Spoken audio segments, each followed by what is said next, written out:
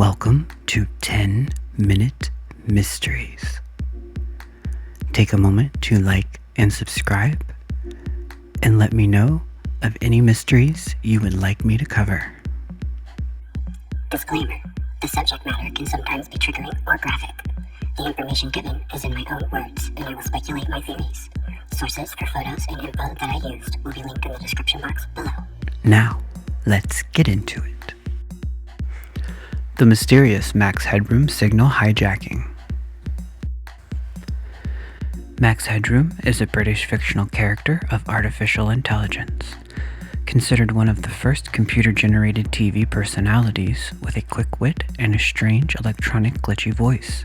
He was first introduced in 1985. The hijacking incidents happened in 1987, 2 instances in the same night on Sunday, November 22nd.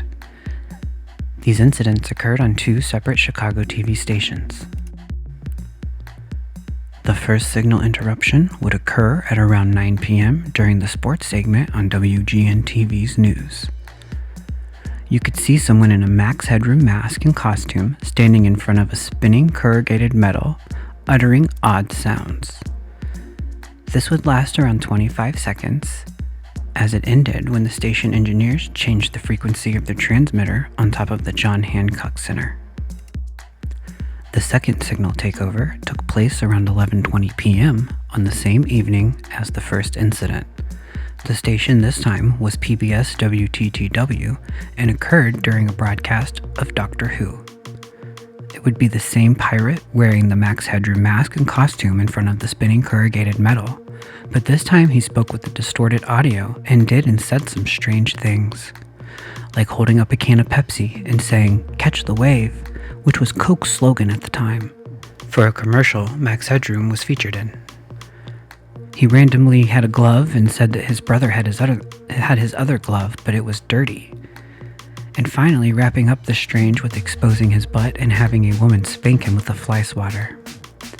Soon after, the broadcast would go back to Doctor Who. This would last for around a minute and a half. The reason for this was the time of day. There were no engineers on duty at that time of night, so it took a little while to attempt to stop the broadcast.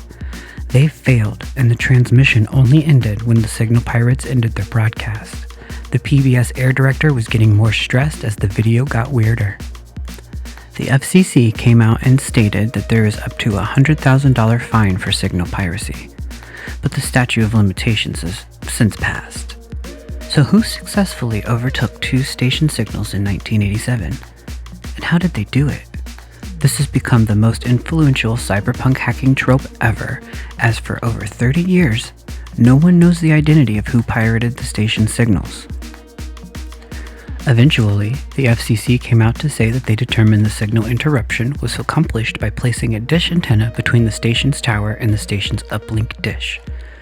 No expensive equipment required, just great positioning and good timing. Rumors started to spread that the culprit could have been Eric Forner, but those were quickly rebutted with the lack of knowledge Forner had in broadcast signals and antenna. He has since died, and we will never know if he knew anything about the signal hijacks. This hijack is considered a gold standard in signal piracy, as it had bizarre content, mysterious motives, and the culprit was never caught. Below linked are the full videos for you to look if you'd like with the audio, and you can determine what you think about them, and you can let me know your thoughts in the comments below. That was my 10-minute mystery on the mysterious Max Headroom signal hijacking. Thanks for watching. Remember to like and subscribe, and I'll see you next week for another 10-minute mystery.